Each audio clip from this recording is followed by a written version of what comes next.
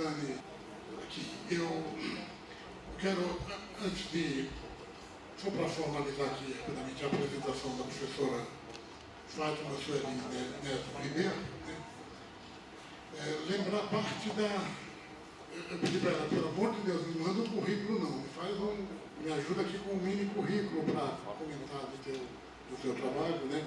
A Fátima trabalhou no Programa de Saúde do Trabalhador no estado do Rio de Janeiro, por 10 anos, tendo coordenado o programa lá. Ela é mestre em epidemiologia pela Fiocruz e doutora em epidemiologia do câncer pela USP. Trabalhou no INCA e é uma das pessoas que produziu as diretrizes para a vigilância do câncer relacionada ao trabalho. Aliás, em relação a essas diretrizes e a outras sugestões de leitura relacionadas a esse tema, na página internet do fórum, onde a gente divulga o encontro, a gente disponibiliza links para acesso a várias dessas publicações. Então, vocês podem acessá-las por lá. Ela participa da rede latino-americana da OPAS e OMS para o mapeamento da exposição ao câncer ocupacional, coordena a rede Saúde Trabalho da Associação Latino-Americana de Saúde Coletiva, a LAMES, é professora adjunta da UERJ em dedicação exclusiva desde 2015 e é representante do Brasil pelo Ministério da Saúde no Programa Internacional de Eliminação da Silicose.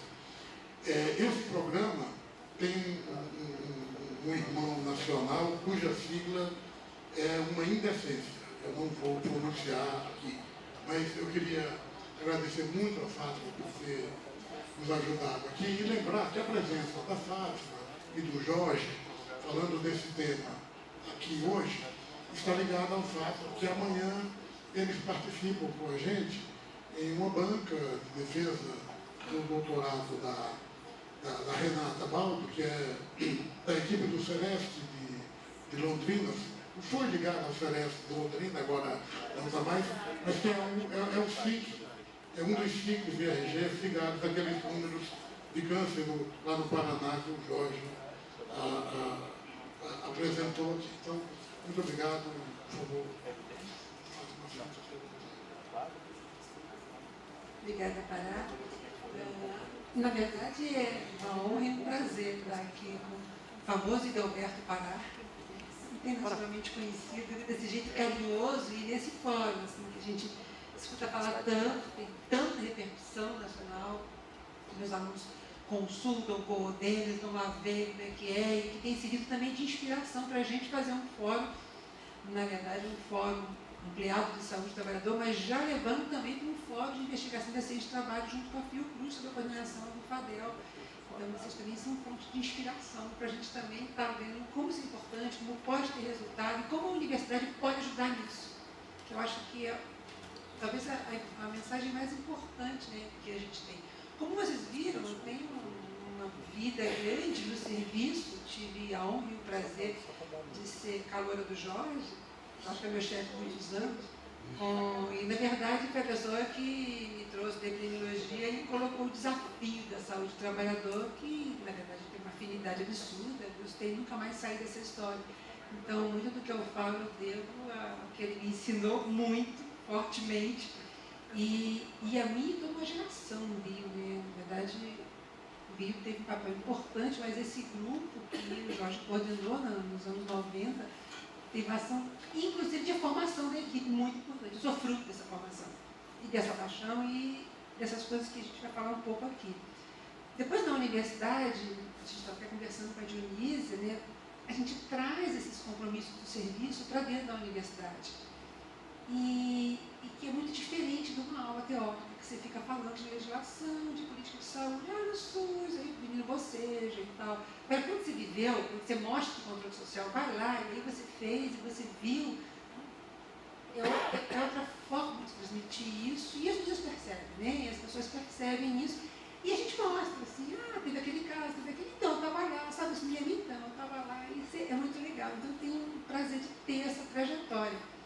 que permite, inclusive, nos nossos momentos de capacitação, quando a gente é acusado de teórico, né?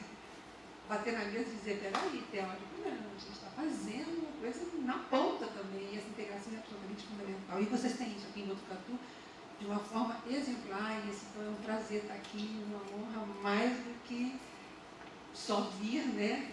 Também vir para a banca da Renata, mas conhecer vocês é muito legal. Obrigada pelo convite.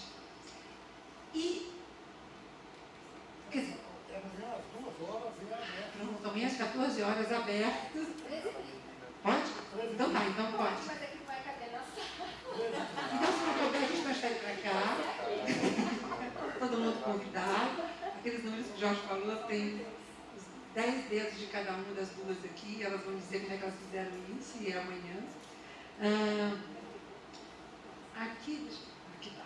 Bom, então, hoje eu estou coordenando, esqueci de colocar a minha atuação, né? Atualmente eu estou coordenando esse grupo de ensino e pesquisa de epidemiologia do câncer, que é um grupo que está fazendo parte de algumas universidades, a Fiocruz, a Bahia, a Universidade da Colômbia, a Universidade da Argentina. Então é um grupo maior, absolutamente informal, nenhum recurso, mas que se ajuda mutuamente. Sabe aquelas estratégias que a gente tem de trocar informação, está dando apoio, teve evento, a gente faz um evento também, exatamente o que a gente está fazendo aqui hoje, né? E isso vai funcionar. E para trás. Isso. Eu um pouco quero falar desses itens, né? Sobre capacitação. Formação, capacitação, assim, essas coisas. Por que as pessoas se capacitam no SUS? Uma reflexão que eu tenho feito. Que discrepância é essa que acontece nesses protocolos que estão disponíveis, pelo menos desde 2008, vários protocolos do Ministério da Saúde têm produzido abundantemente a prática. Eles têm interesse, as pessoas têm interesse ou são mais uma tarefa? E eu chamei de ficção entre a vigilância e o apelo da assistência. As peculiaridades da vigilância do câncer relacionada ao trabalho e as possibilidades, que é um pouco a história que a gente tem trabalhado nos últimos anos. E eu não sei como é que o negócio volta. Tá. Então, a primeira coisa é isso. Por que as pessoas vão fazer o movimento de se capacitar? E, bom, assim, sem nenhum dado muito de levantamento, eu não encontrei nenhum estudo disso, mas de quem está participando de capacitação há mais de 20 anos, não tem jeito. A primeira questão, tem uma gratificação, as pessoas vão. As pessoas querem também se atualizar nos seus procedimentos, mas as pessoas também gostam muito do certificado. Sabe compromisso? Quero mudar minha prática? Posso estar muito enganado, mas eu não tenho percebido isso. Para a área de saúde do trabalhador, a gente já conta com todos os protocolos, assim, acho que todo mundo já viu esses livrinhos aqui. Sabe? Eles estão disponíveis, eles foram amplamente. Tem de 2001, tem um livro que discute todas as doenças relacionadas ao trabalho. Todas. Está lá descrito com detalhamento do que fazer. Então, você tem uma abundância de instrumentos, de protocolos, de forma que você pode se apropriar. A gente produziu também um documento para a CIRCA, que a gente mapeou, foi minha tese de doutorado, a exposição à CIRCA no Brasil inteiro, por setor econômico. Estimou o número de expostos e o número de casos. Então, quer mapear, quer fazer vigilância da CIRCA, da silicose, pega aquilo ali, está pronto, disponível desde 2010, ninguém usa. Vocês viram o vexame que é a notificação de silicose no Brasil? Vexame, vergonhoso. Quando já foi uma luta, e é uma luta internacional. Então a gente tem muito protocolo, muito documento, e documento feito por quem faz. Não por acadêmicos que ficaram lá discutindo, não. As pessoas fizeram isso todas, eu participei desse momento, as pessoas estão na rede, estão fazendo saúde dos trabalhadores, colocaram estratégias extremamente interessantes, extremamente importantes, e o Ministério tem feito capacitação a partir de financiamento do próprio Ministério ou da Renata, né, assim que ela começa a receber os recursos, com intensa capacitação. Assim, a gente fez um númerozinho muito aproximado de quantas capacitações cada um desses 12 livrinhos gerou, assim, tem mais de 5 mil pessoas capacitadas no ensino da rede.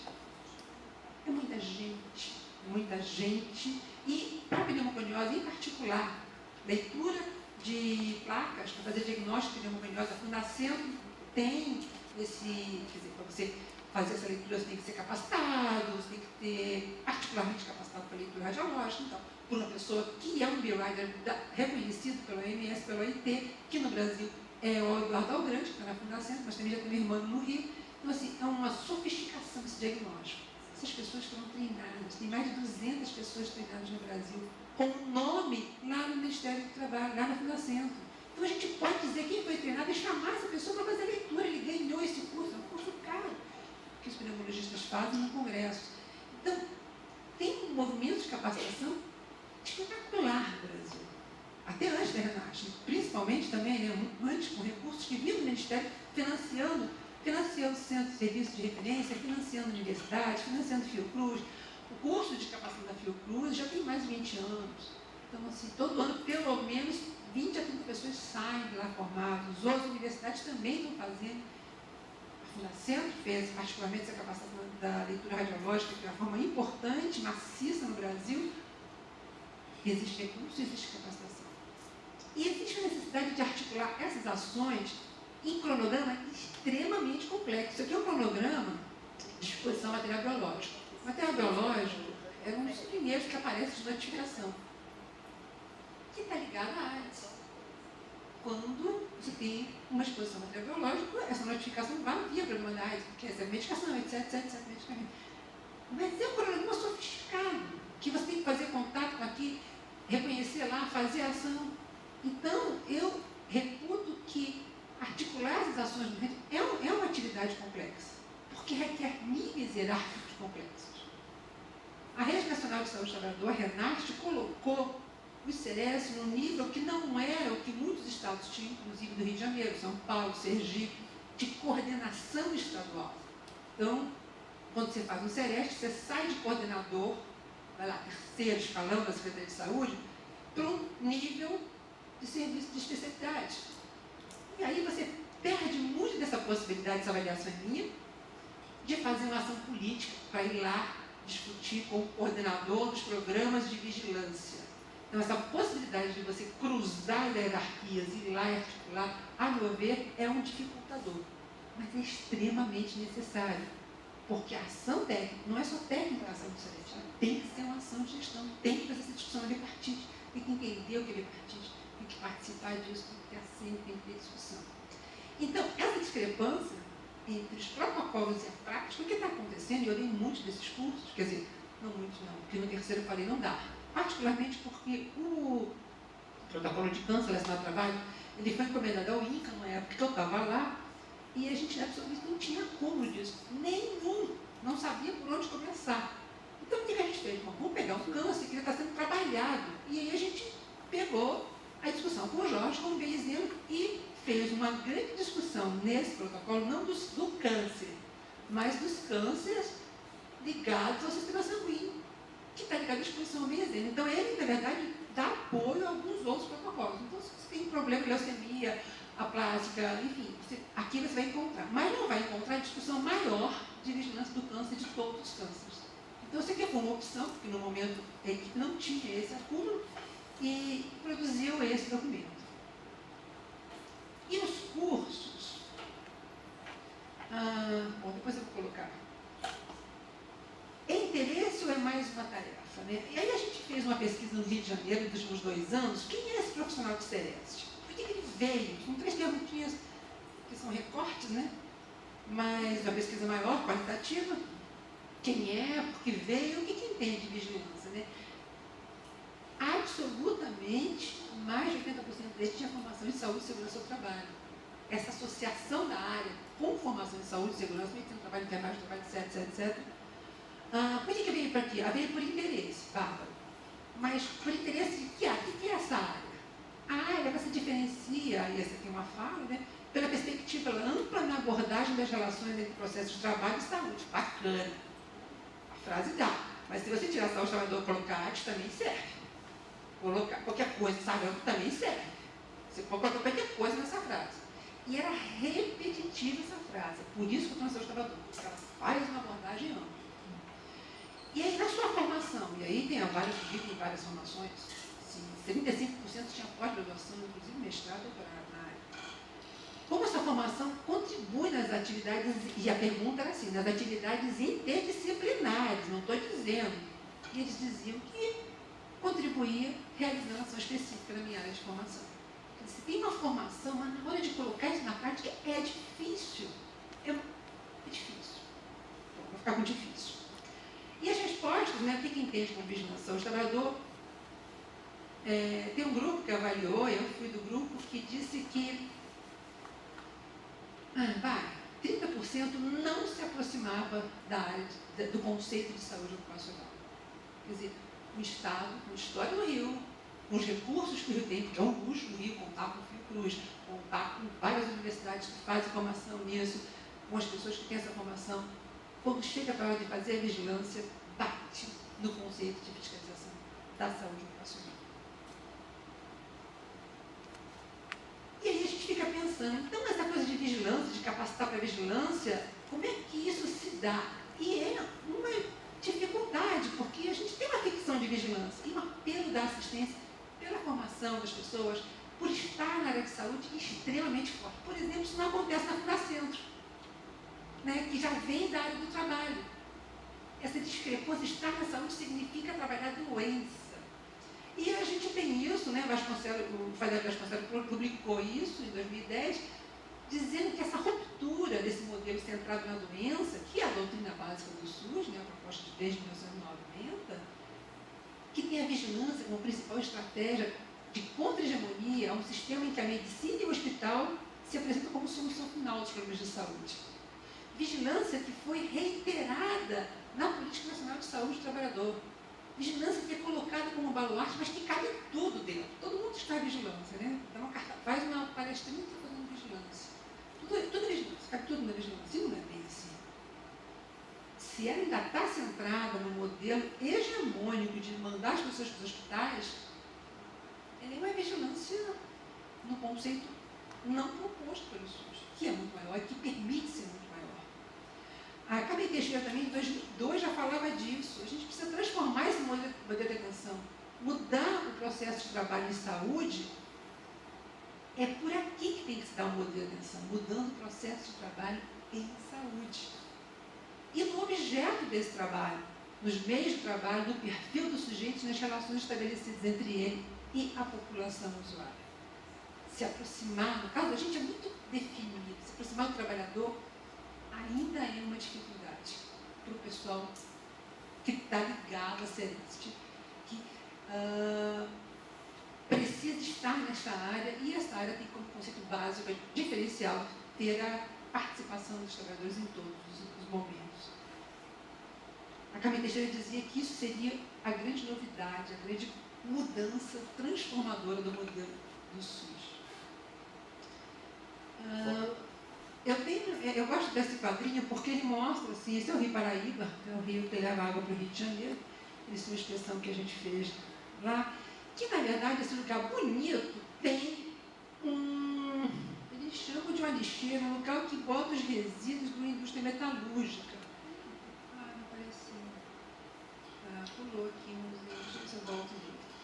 É porque ele tem um lugar aqui em cima tem um homem que está coordenando essa máquina, essa produção de poeira nesse espaço super bonito.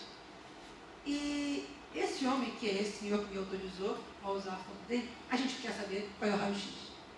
A gente quer saber do diagnóstico, quer saber se tem circose, se tem câncer. Eu quero saber o câncer. Eu quero saber os 701 casos. Eu não quero saber o nome dessa pessoa. Eu não quero saber onde ele trabalha. Eu não quero saber se isso aqui impacta esse meio ambiente. Esse é o viés que a gente coloca nesse slide como ilustrando o nosso foco para a doença.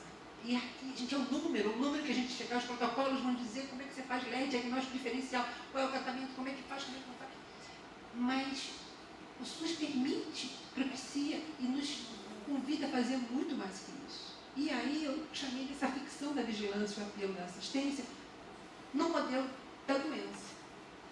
E por que isso para o câncer em particular? Né? Porque a gente tem aquela dicotomia da prevenção e da comunicação em saúde. Essa dicotomia que eu estou começando a falar dela. Vamos prevenir. Vamos prevenir. Ok, bacana. Mas o que a gente está comunicando que é prevenção? O que está chegando de informação? Isso não segue para o mesmo caminho. Querem ver um exemplo? Por que a gente está falando de câncer? Tem milhões de dados, mas esse aqui eu acho absurdo. Porque em 2002 eram 10 milhões de casos novos no mundo e 6 milhões de mortes. Em 2020 vão ser 15 milhões, né? Vai subir isso aqui 50%. Vai dobrar o número de mortes. Só que 70% desses casos vão acontecer aqui, em países subdesenvolvidos. Então, isso é um problema que nos atinge de forma diferenciada. É um problema internacional, sim, vírgula, porém, é diferenciado na América Latina, porque esses casos vão sair daqui. Isso nos suscita a pensar que isso a gente tem que enfrentar. Por quê? Todo mundo já sabe como é que previne câncer. Não precisa nem dizer. Não pode pegar sol, não pode fumar, não pode beber, não pode comer churrasco, não pode ficar bronzeado, tem que fazer exame de próstata, não pode comer gordura, está faltando ok. Tem que fazer a mamografia, ok. Todo mundo sabe disso. Todo mundo sabe que está na comunicação, então não precisa fazer muita prevenção. Mas a Regina Castro-Duin, ela fez um estudo mostrando o que sai na mídia. Olha que interessante, desculpa, mas eu não consegui traduzir, não tive tempo de traduzir isso aqui para português, eu apresentei isso no Congresso Internacional. 48% do que sai na mídia é investigação. Investigação de quê? Da história natural, o tipo de câncer, das novas terapias, sempre tem exame novo, uma tecnologia nova, um raio-x, uma elétrica, coisa. 33% reiterando aqueles fatores de risco e 5% de novas tecnologias, que, por exemplo, a vacina. Todo mundo tem um problema de vacina. Depois de falar de investigação, na mídia, jornal popular, eles estudaram isso de 97 a 2007. 27% é a vacina do HPV. 24% é efeitos do tabaco, como se ainda precisasse falar que o tabaco causa câncer. A gente continua falando que o tabaco causa câncer, enfim. E 30% dos fatores de risco, aqueles outros lá, que a gente já conhece, que está dado. 7% de epidemiologia, que o câncer de mama é o primeiro, que depois é seguido de próstata, pulmão está nos 2 casos, pele, não entra no grupo porque pele destaca, pele é o mais incidente, enfim, embora seja de menor letalidade. Tratamento, 45% de drogas, 54% de células trocas e alterações genéticas no gênero, e um pouco de detecção precoce aqui em 7,4%. Faça exames, etc, etc, etc. Enfim, é isso que sai na mídia. Isso é a comunicação na mídia. E essas coisas aqui, os fatores de risco, que absolutamente já são conhecidos. Está faltando uma coisa aqui, porque na hora que isso sai na mídia, esse exemplozinho que eu gosto de dar, esse senhor aqui, isso é um caso, né? LILS, ele era torneiro mecânico nessa metalúrgica, trabalhou por 17 anos, perdeu o dedo mínimo na mão, uma máquina de turno da noite, teve uma frente de trabalho, e ele teve câncer de lábios. Na metalúrgica, a gente tem óleo mineral, chumbo, níquel, hidrocarboneto policíclico aromático e sílica, que são agentes causadores de câncer de lábios. E o que a mídia fala? A mídia fala que esse senhor fumava. É o cigarro que causou o câncer do Lula. E ponto. Quer dizer, não existe trabalho, não é risco para câncer. Aqueles fatores, eles são reiterados tanto pelo Ministério quanto pela mídia em geral. E quando entra na mídia, a questão é tecnologia. Novos medicamentos, novas vacinas. Sempre dizendo respeito à tecnologia. E a Folha de São Paulo traz isso, né? O negócio dele foi. E essas coisas não existem. Nesses ambientes de trabalho, isso é uma abstração, isso não causa câncer. Enquanto está absolutamente reiterado, está agrotóxico.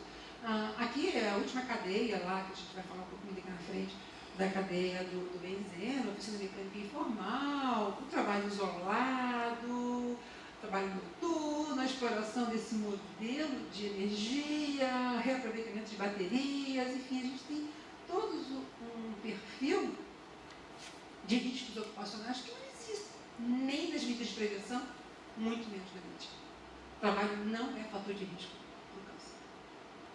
Então, está falando aqui de uma outra coisa, de uma abstração, mas que tem uma peculiaridade muito importante tecnicamente falando, que dificulta a questão da notificação, que é um longo período de latência. Claro, você pode ter 40 anos desde a exposição até você ter o diagnóstico. Isso é muito tempo. Isso dá tempo para muitas exposições. O estabelecimento dessa relação causal, ela é complexa, não é uma coisa simples. Trabalhou, logo vai ter. Câncer de mama é a última discussão que a gente está chegando aí na imprensa, né? Trabalhar à noite tem câncer de mama. São estudos já tem uns 8 anos que isso já está divulgado. Celular foi abafado, não se fala mais do câncer causado pelo celular no Brasil. Foi abafado, não se fala disso. E está mais, né? Elas estão aparecendo, os dados líquidos estão mostrando isso, mas a gente não pode falar disso. Essa relação causal ela é complexa. Ela precisa de estudos, sim. Mas está precisando também dizer que a gente vive nesse mundo real. O seu reconhecimento, porque ele pode redundar em indenização. Pode redundar no processo contra a empresa. Pode redundar em entender que não foi o meu cigarro só. Mas também, principalmente, pode ter sido outras coisas. Não foi só aquele álcool. Embora é indiscutível que tabaco e álcool têm relação com... Não se discute isso, claro. Só que se você está exposto a amianto e fuma, isso multiplica por 5 o teu risco e tempo que você tem. E você vai dizer que não tem nada a ver com amianto, só porque fumou? E se for mesotelioma, não tem discussão. Cigarro não causa mesotelioma. O que causa mesotelioma é a exposição ao amianto. E ninguém vai exposto ao amianto na praia ou em casa. Tem que estar no trabalho. Mas a gente ainda não reconhece. A previdência social só reconhece 30% dos casos de mesotelioma como ocupacional. Não sei o que se fala nos outros 70%. É doença comum. O câncer possui forte apelo social. Quando a gente fala de câncer, todo mundo, primeiro não precisa se fazer epidemiologia, todo mundo conhece. Pelo menos 1, 2, 3 pessoas. Todo mundo conhece alguém que tem câncer. Ou que tem. Ou tem uma, enfim, ou a própria pessoa. Tem um apelo social. As campanhas de saúde ignoram o trabalho como fator de risco. É muito pouco debatido nas universidades. Muito pouco. Não é raro chegar nas pós-graduações de medicina do trabalho. Eu trabalhei um tempão na USP com a pós-graduação lá.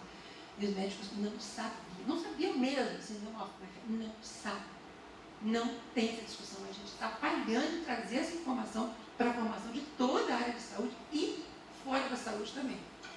Tem um episódio muito interessante que eu fazia vigilância, que já fiscalização, né? Uma empresa lá em Volta Redonda, e um amigo engenheiro falava assim, não, mas isso é óleo de corte. Óleo de corte é neutro. Olha só, neutro é pH. Mas é cancerígeno. Mas é neutro, mas é cancerígeno. As faculdades de engenharia não ensinam isso. Só diz que é neutro. E aí, como assim, né? Então pode pegar ali e reaproveitar no circuito fechado via mão que pega no potinho e devolve? Pode. Essa formação também não entra na discussão da engenharia. É neutro, ponto. Mas é cancerígeno. Então a universidade está devendo falar disso com mais seriedade, falar disso para além dos novos protocolos, dos exames genóticos, do mapeamento de genoma para além, porque isso aí até fala, mas antes disso não.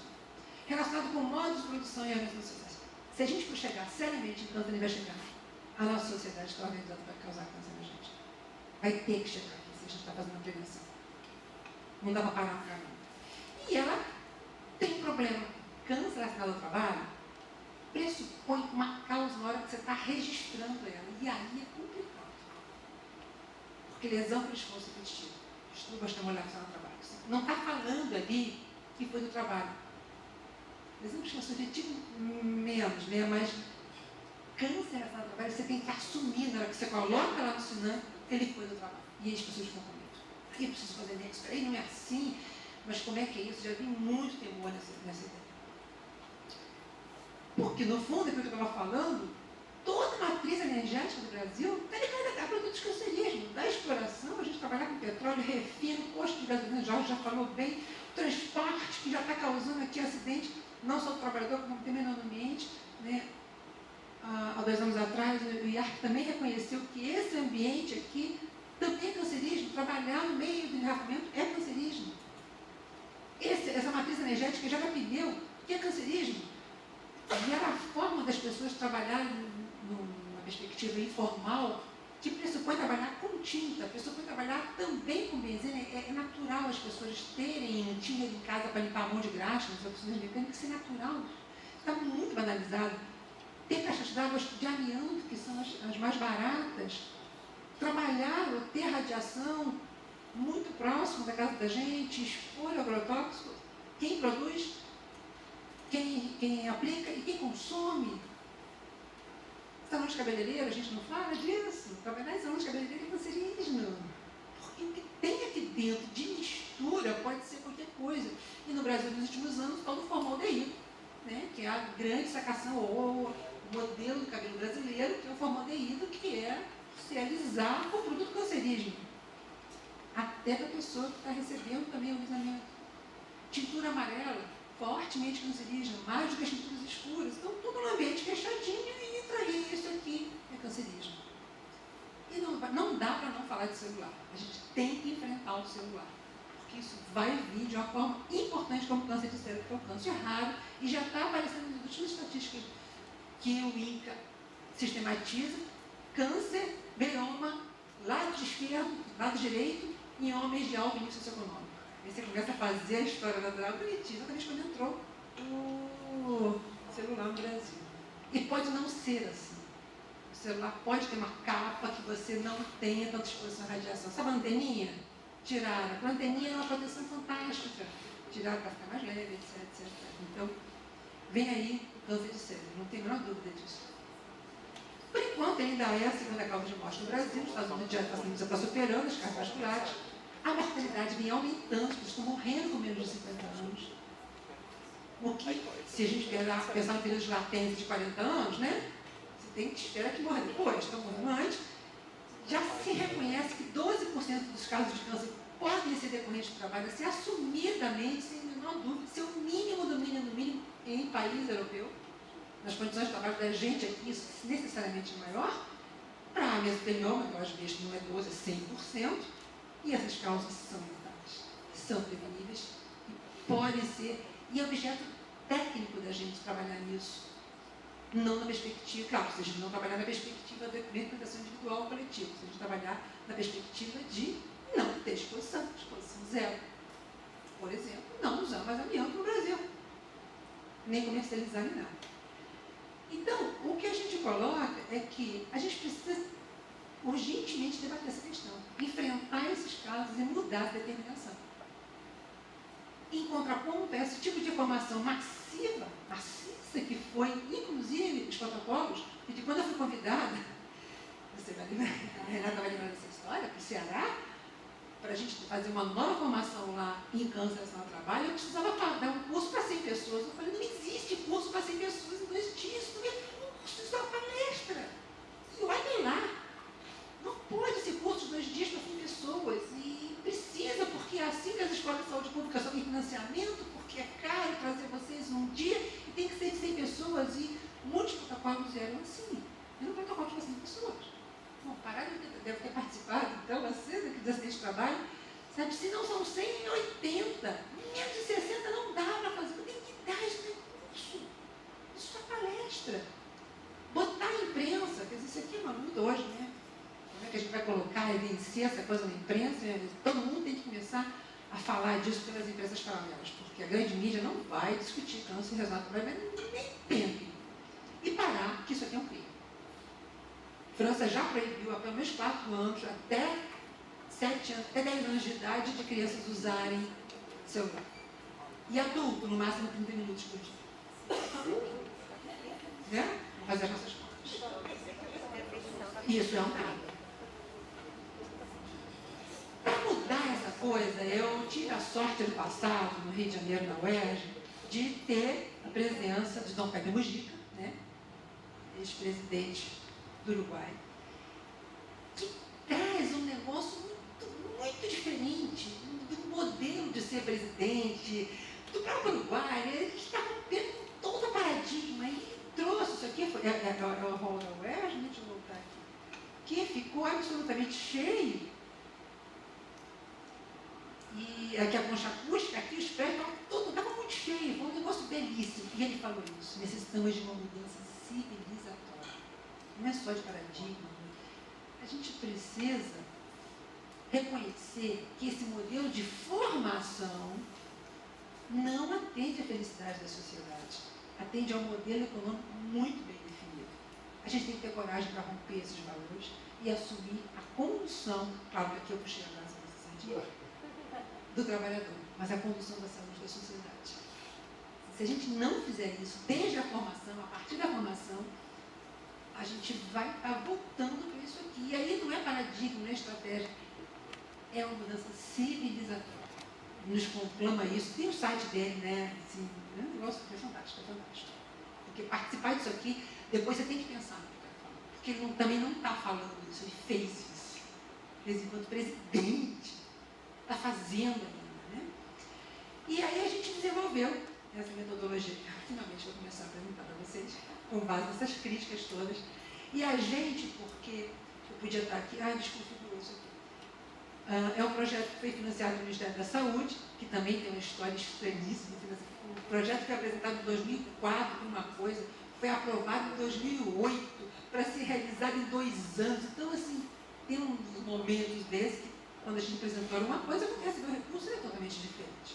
E a gente, porque o que eu vou falar aqui, longe de ser a produção minha, né, é uma produção que começou lá no Sul, né, quando estava no INCA, com a Helena Garbim, que hoje está na Fiocruz, tem todos os dedos da Renata Baldo, ela poderia estar falando aqui, quer dizer, ela não é até a tese, senão ela não pode falar aqui hoje, ela tem que estar quietinha, mas a Renata Baldo participou de tudo isso que a gente vai falar aqui, dessa reflexão, de cada um desses momentos, trazendo esse dia a dia, a possibilidade de passar por cima de dificuldades, que quando você chega no serviço, você vai falar de uma coisa, vamos fazer um registro, mas não tem, mas não pode, tem sim, está aqui. E ela não fez, porque ela faz isso, continua fazendo. Então, aqueles momentos lá que o Jorge falou, né, Paraná, está lá a Renata, e, bom, está lá a Renata, está lá a Claudete, né, que é prima irmã, né, o outro lado das 5 dedos da Renata e a Claudete, que criaram essa história em Londrina. E essa foto aqui dela está muito ruim, ela é muito mais bonita pessoalmente, porque ela está chegando aí agora. A Sandra, né, que trabalhou com a gente e foi absolutamente fundamental no apoio para esse projeto, para pensar essa metodologia que a gente vai apresentar. E a gente acredita, né, que a Robertinha, do Paraná, a aluna de enfermagem, vai estar acompanhando e continuando isso, porque também a gente quer isso, né? A gente quer que tenha jovens que continuem fazendo as coisas que a gente fez. E o que é isso? Ai, meu Deus. Esse era o vídeo. A gente começa em Londrina, em 2011, né? Em Santa Maria, né? Também em 2011, e depois já começa a fazer essa proposta no Rio Grande do Natal, em 2013, está aí o grupo de Natal, e em Aracaju, também em 2013, Ceará, que eu vi aqui, o impacto do Ceará foi belíssimo, eu fiquei muito orgulhosa, com 2 cursos, um curso para multiplicadores, estou falando de curso, desculpa, um curso para fazer a vigilância do câncer relacionado ao trabalho, assim, 20 pessoas, gente, 25, não pode mais isso, não pode, não dá para olhar, não dá para construir metodologias se não forem isso. E aqui foi quando o pessoal do Senado falou que precisava fazer para sempre. Então a gente negociou um curso de multiplicadores.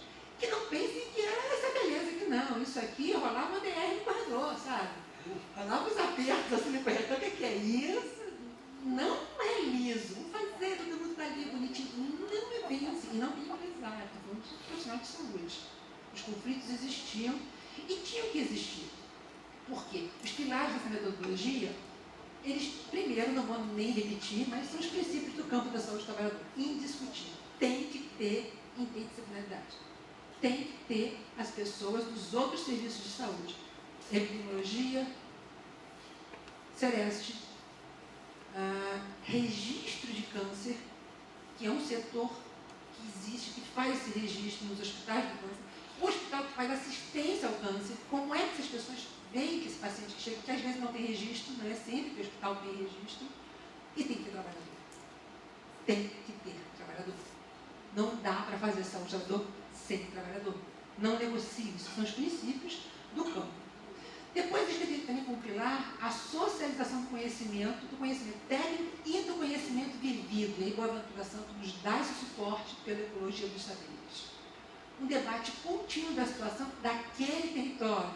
Embora a gente traga o cenário nacional, é ali que as coisas acontecem, que pode não se refletir nos dados. Isso é o barato. É respeitar o que as pessoas falam, mas que não estão nos dados. Esse curso que a gente propôs, ele objetiva assumir metas de notificação. Você não sai da neve bonitinho, vou para o meu serviço. Não. Você vai aumentar enquanto a notificação desse município. Esse curso pressupõe compromissos. Metas que foram pactuadas com os técnicos, com a sociedade e vice-versa. Dos técnicos com a sociedade, da sociedade com os técnicos. A gente vai falar disso. E o suporte científico, que a gente não abre mão, óbvio, mas também o suporte social. São os pilares do que a gente propôs de metodologia e a gente aplicou naqueles estados, né? Porque a pergunta é, qual é a causa do problema de saúde? Então, com essa pergunta, a gente apresentava, porque é isso, as pessoas não conhecem. Então, vamos lá. O que é o câncer no trabalho? O que são os fatores de risco? Primeiro, o que é carcinogênese? Por que tem esse período de latência? Como é que é isso? Por que não existe limite de seguro para a exposição a cancerígeno? Qual a situação do Brasil? Qual a legislação do Brasil? Como é que o SUS enfrenta isso? Como é que o Ministério do Trabalho autoriza mais de 40 cancerígenos a estarem expostos? A gente continua convivendo com sílica, com asbesto, com um monte deles aí, e tudo bem, no máximo tem limite de exposição, falando dessa legislação. Esse quadro eu gosto de exemplificar isso, porque ele dá a ideia do processo do câncer, da iniciação até a metástase, e a gente segue, né, aqui o período de latência, para reforçar isso. Você não tem nível mínimo seguro para exposição. Não é possível de cancerígeno, por um motivo muito simples. Você não sabe qual é a quantidade mínima dos agentes que vai chegar no seu DNA e vai começar a desenvolver essa reprodução celular. Porque isso está associado à sua genética também. A gente não afasta isso. Então, o quanto disso aqui não existe. Por isso que internacionalmente se assume que não existe limite, nível mínimo seguro para a exposição. Nem, e é essa frase que é nossa, equipamento de proteção. Porque o equipamento de proteção, no máximo que ele protege, ele vai deixar no mínimo a exposição, senão aquele trabalhador, ao que está em torno. O segundo item da metodologia era muito prazer também são dos SUS. Por quê? Porque as pessoas se apresentam. Então, depois de apresentar o que é câncer, as pessoas vão falar o que é registro. Não somos nós que falamos, são as pessoas que estão lá no registro que falam. Olha, registro é isso, eu faço aquilo outro. O registro está lá é assim, população. O Hospital do Câncer diz como é que é a assistência oncológica. O SINAM fala o que é epidemiologia. O SEREST fala, ninguém conhece o SEREST, gente. E aí a gente fala para os outros serviços e é muito legal. Eu aprendo muito sempre, né? A vigilância sanitária fala, porque a gente também chama para fazer como é que é a fiscalização, quando é que pode, quando é que não pode. Os sindicatos também fazem um monte de perguntas, dizem que fazem, tiram suas dúvidas, e a universidade fala dos cursos, não é raro que o hospital também tenha serviço de controle de infecção hospitalar e coloca o que está. Então, quem se apresenta, as pessoas se apresentam. Então, a gente começa uma formação horizontal. E onde é que está o problema na vida real? Trabalho em grupo. Né? Tem um roteirinho que a gente vai mostrar aqui de repente, em que eles vão mapear, com base naquela informação que a gente deu, onde é que eles têm, qual o tipo de câncer que tem ali. É uma coisinha pouco, assim, né?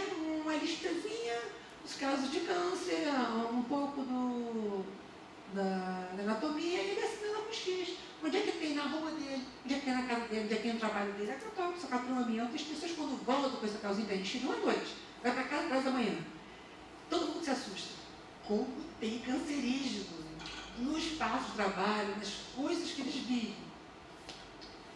Bom, o que a gente vai fazer com isso então? E como a gente vai fazer com isso? Primeiro, né, são os procedimentos e as condutas que a gente precisa adotar para detectar o caso de câncer. Como a gente já aprendeu o que é um registro de câncer, já aprendeu como é que é a assistência oncológica, né? A gente começa a falar também de que não vai dar para pegar todos. Temos que ter algumas prioridades. E a primeira prioridade que a academia ensina, né, a epidemiologia ensina, é a prioridade da exposição e do nexo epidemiológico. Um suporte teórico para essa exposição ocupacional. Critérios claros, assim, ok, trabalhou na construção civil e está com câncer de pele. Bonito, é ocupacional. Neném, calma lá. Tem plausibilidade biológica? Ele trabalhava no sol? Ele tem tempo de trabalho que permite que aquele câncer que agora está exposto, ele ficou trabalhando no solo esse período? Ok, Fátima, mas tem uma exposição, pode ser de um momento só, mas você tem que ter o mínimo. Passei um dia no sol trabalhando, virando cimento, sabe, 5 anos, 10 anos depois, estou com câncer de pele. Peraí, vamos entender também como é. E nunca é assim, né? As pessoas, na verdade, trabalham muitos anos em algumas coisas correlatas. E tem coerência. Aqui é o problemaço, né, que é a coerência com a literatura. A gente tem uns casos aqui Não tem, a literatura ainda não consagrou, mas a gente, por enquanto, recomenda que siga alguma literatura. No mínimo, as diretrizes do Câncer Nacional do Trabalho, que eu coordenei lá no INCA, que está descrevendo muitos, se não todos os casos de câncer nacional do trabalho, porque ela fez em 2012, hoje é possível que tenha outros, mas muitos deles. Identificar o câncer prioritário para a região, para o Estado, identificar também responsabilidade, compromisso e indicadores locais. Como é que é isso? Bom, item 7.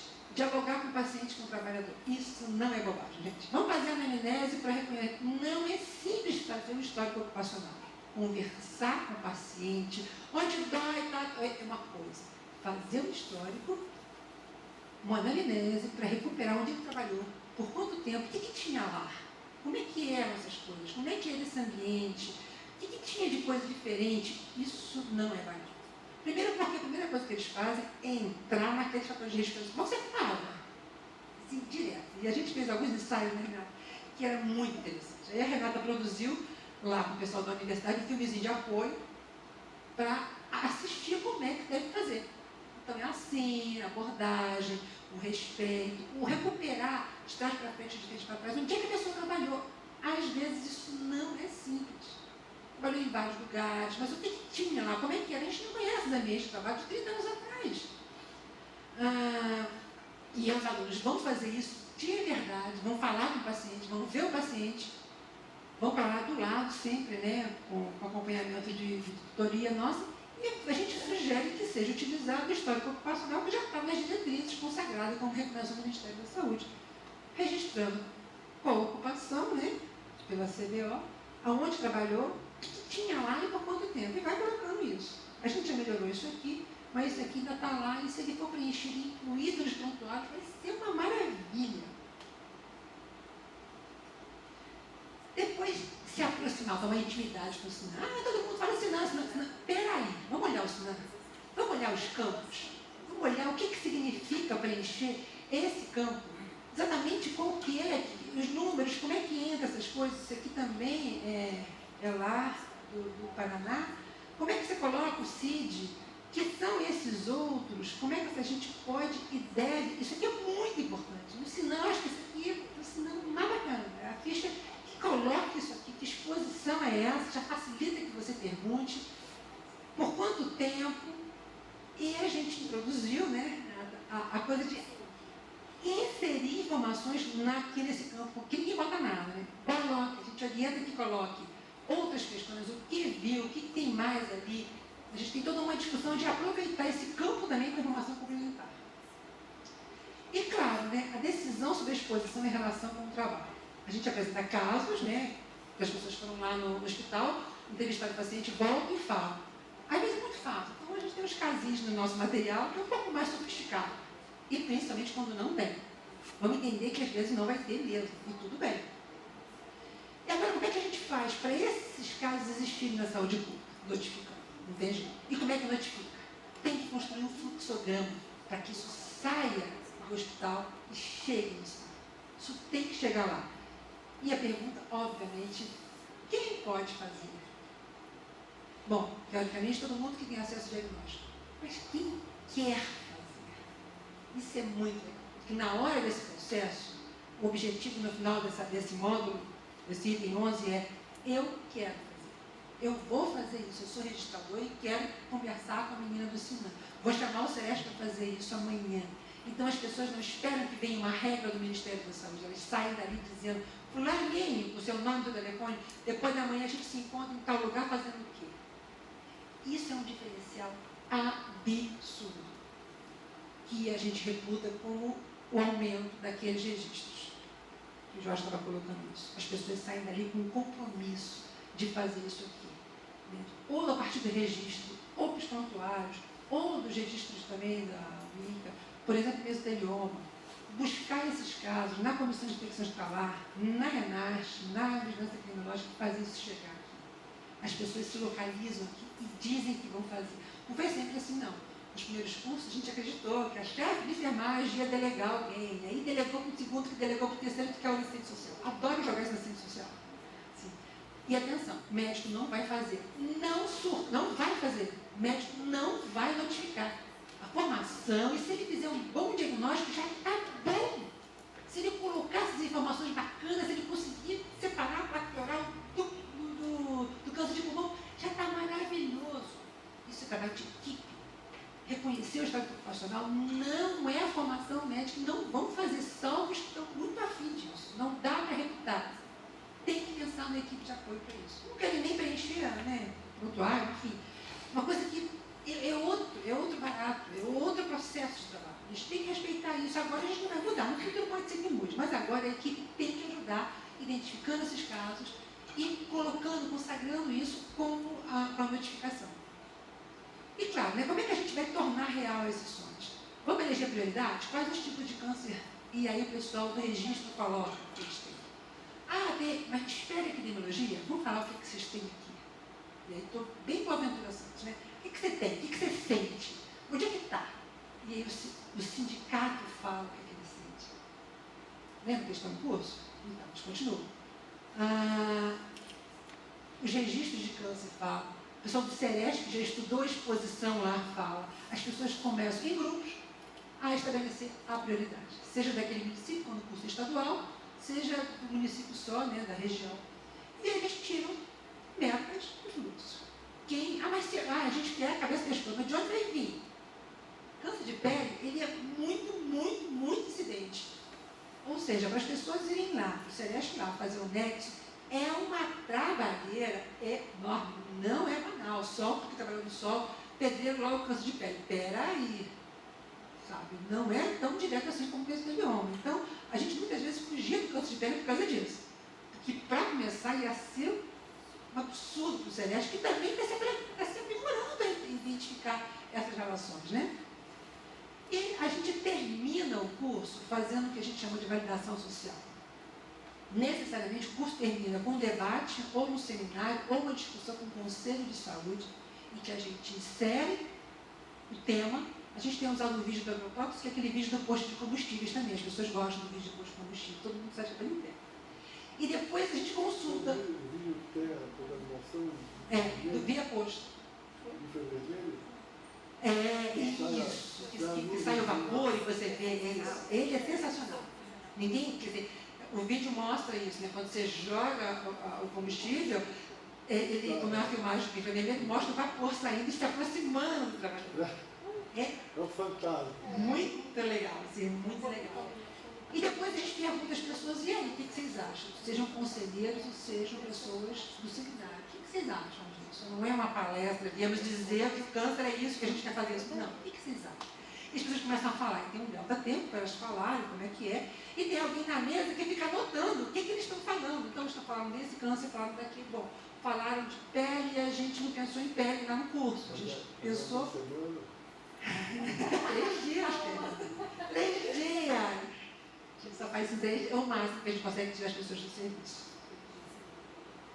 E aí, a gente, depois que as pessoas falam que câncer, que eles conhecem, que preocupa, a palavra é essa, preocupa. O que você acha que é importante? A gente apresenta os riscos ocupacionais. Bom, aí vem alguém do curso, que fez o curso mesmo. A gente fez um curso, esses dias a gente achou isso aqui, mostra os dados, né? Mostra, aqui a gente tem muita marcenaria, então a gente acha que é importante fazer câncer de cabeça e pescoço, porque a gente vai poder identificar. É assim, porque fulana do registro que trabalha no hospital assim assado vai identificar para a gente. E Beltrana do Celeste vai encontrar cada vez por semana nomes de pessoas que vão fazer. Isso é muito diferente, gente. Porque sair dali, você o município vai agora implantar um serviço que vai notificar alguma coisa para fazer. Sabe? As pessoas se comprometem desse jeito. E podemos falar o nome delas. Porque qual é a ideia? A ideia é que o Conselho também tome isso como compromisso. Que os sindicatos voltem no Conselho para exigir que seja uma pauta, inclusive foi uma luta, assim, a gente apontou o Conselho contra a parede. Assim, porque esses sindicatos não vêm. Mas eles vão enfrentar o câncer ou não vão? Você não falou que queria? A gente considerou o que você falou, mas a gente vai fazer isso? E se tirar a menina que está querendo registrar, o que você vai fazer? Então, vira pauta de conselho, discutir imediatamente depois, aprovar esse plano no conselho e uma vez por ano fazer um balanço de quantos casos de câncer estão sendo discutidos. Isso a gente entende que é a validação social do que foi proposto tecnicamente. Então os técnicos ficam inclusive mais à vontade para dizer o que vão fazer, porque se o chefe não quiser dele não quiser, tem uma retaguarda. que vai poder, o conselho vai dizer e faz a ata e a gente quer saber a ata. No plano ideal, a gente teria um suporte online, né, que na verdade a Renata usou bastante, o Ceará usou bastante também, me consultando, quando a gente não sabe, a gente busca, olha, eu tenho dúvida desse caso, é assim, assim, assim, a gente responde por internet, responde por e-mail, telefone, o suporte as pessoas querem com mais força para dizer, tem nexo no trabalho ou não tem. Isso também é muito importante, as pessoas não se sentirem só abandonadas. Então, o material vai te vira. Não, sabe, é SOS, não é 0800, mas tem meu celular, tem o telefone do trabalho, tem o telefone de outras pessoas também, que tem outros especialistas que também se propõem a ajudar nisso. Claro que a gente apresenta a comissão do Benzema, claro que a gente apresenta os nomes do amianto, sabe? Porque a ideia não é focar na gente, mas é saber, bota o Danilo lá, bota o Jorge, a gente bota a foto de vocês, bota onde é que vocês trabalham, a gente faz a fofoca geral. Você não quer saber, então, a maior autoridade do Benzema é esse aqui. A amianto é ela que está em São Paulo. O que a gente conhece? Então a gente sai colocando, agrotóxico, então, tem pessoal de Minas, tem pessoal daqui e de lá. E começa a colocar esses dados para as pessoas saberem que existem e consultar também livremente, né? Lógico. O suporte bibliográfico que a gente já fez, claro, as diretrizes, né? Que a gente publicou em 2011, que eu coordenei e que tem muita gente boa que escreveu aqui. Esse material aqui foi produzido no Ceará a partir da visão reduzida das diretrizes, né, um instrumento para consulta menor, porque diretriz é um material grosso, né, que precisa de mais coisas, mas aqui, diretamente, o que é que eu posso fazer? Tem os exercícios, o Ceará produziu isso, a gente ajudou, e a gente também manda, tudo isso manda do projeto. A gente fez esse folder, né, que é, você sabia que seu trabalho também pode causar câncer, infelizmente eu não tenho mais ele, porque o dinheiro acabou, o dinheiro para reproduzir também, mas ele é de download livre. Enfim, tem vários sites que já estão disponibilizando, as pessoas podem baixar. Aqui dentro tem, eu achei que tinha outra página aqui. Na parte de trás tem cada setor econômico, que tipo de câncer que está associado, onde é que tem, onde é que não tem. Os resultados, eu acho que o Jorge já começou a colocar para vocês, e assim, nos orgulha muito Ceará e Londrina fazendo esse salto, né? Bacana, é isso que a gente quer, fazendo a notificação, perceptível. E a Londrina, inclusive, já passou, a gente pactuou 2 casos de câncer. Agora já estão com muito mais casos de câncer, muito pelo esforço, aliás, muito mais, exclusivamente pelo esforço da Renata e da Claudete, que vão lá, ainda trazem os alunos para fazer isso, uma aluna que já está fazendo isso, a menina que já está lá no hospital fazendo, a gente acha que isso deu muito certo, isso é uma capacitação que deu certo. Sem perder de horizonte, porque a gente só está registrando a existência. A gente tem que incluir isso, a gente tem que substituir essa matriz energética. A gente tem que fazer um modelo de desenvolvimento baseado em saúde e não em produtos ou exposição cancerígena. Porque outros países já fizeram isso. Campanha zero de câncer do trabalho, a Espanha começou em 2010, a Austrália em 2007. A gente não está chegando perto de reconhecer que existem esses países que estão dizendo que não admitem que o trabalho causa câncer. E é um fenômeno curioso, eu gosto disso aqui, do Miguel Torga, que a gente se ergue indignado. Moreja o dia inteiro indignado. Come, bebe, diverte-se indignado. Agora a moda é indignação contra o Lula, né? Mas não passa disso. Falta o romantismo cívico da eleição. Somos socialmente uma coletividade pacífica de revoltados. Eu acho que o melhor exemplo que eu tive no Rio era isso aqui, né? Não vai ter Copa, não vai ter Copa, as pessoas até foram para a rua, mas e aí, Copa? E a gente fica ali, indignado. Fala, reclama e vota nos caras, né? E fica lá fazendo isso. Gente, muito obrigada. Desculpa alongar.